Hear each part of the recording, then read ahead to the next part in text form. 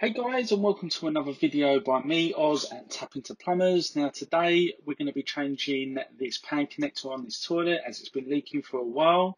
So first things first, we'll shut the water off just like so, stopping any water entering the system so when we take it out we don't get wet.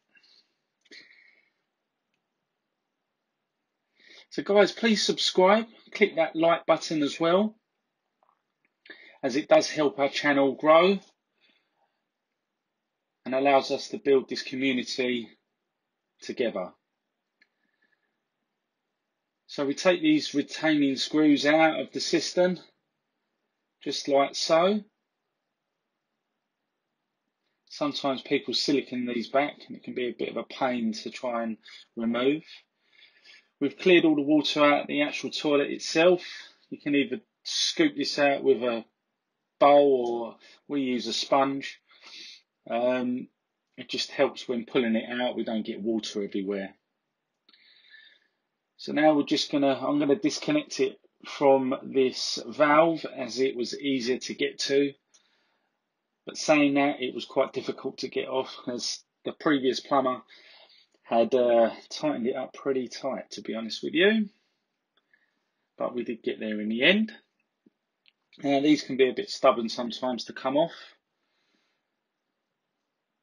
But with a light tap with your spanner or your hand, palm of your hand, obviously don't go too hard with it, otherwise you may end up breaking the pipe, which you don't want to do.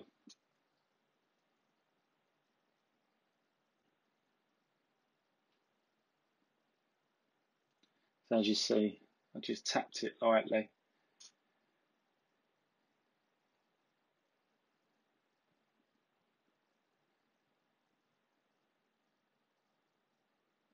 It was quite tight, this one. There wasn't much room for manoeuvrability.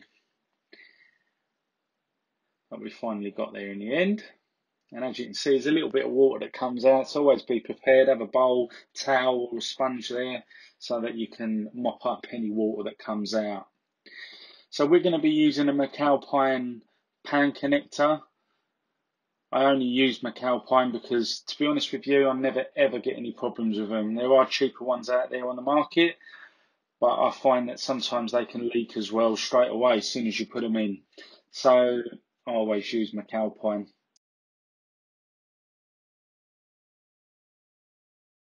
So that's it. I couldn't video putting it in because it was a little bit difficult, but it's simple.